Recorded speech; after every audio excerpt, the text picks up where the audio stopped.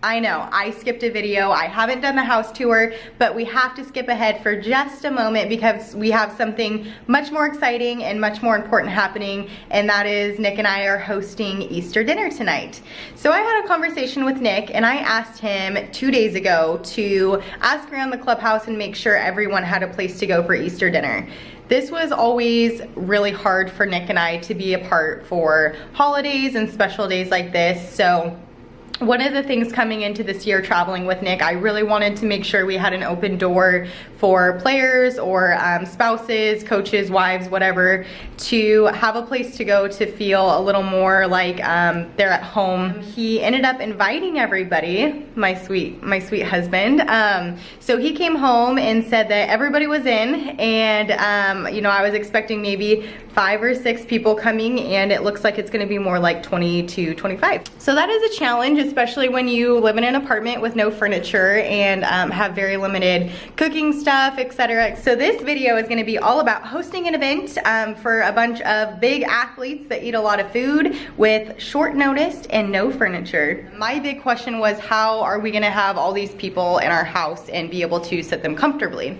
So I started Googling rental places in San Antonio, Texas. A million places popped up.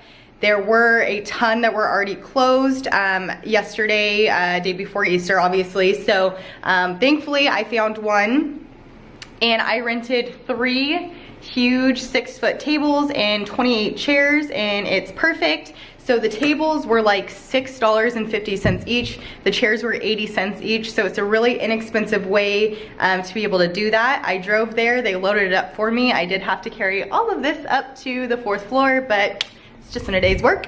So the other thing I was worried about is keeping the food warm. So for the meat, the rental place also rented this to me for $10. So I will be able to put the meat in here, and then I just have another pan in here to separate it. That's probably not something that people would recommend, but that's what I'm doing because I have 2 meats and I don't want them to, the juices to all mix together.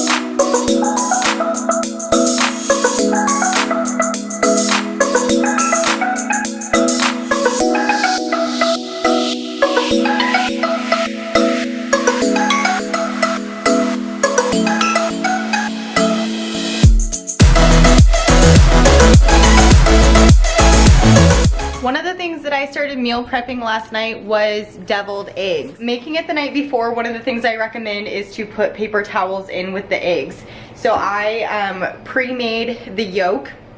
So I boiled everything, cut them in half, took the yolks out.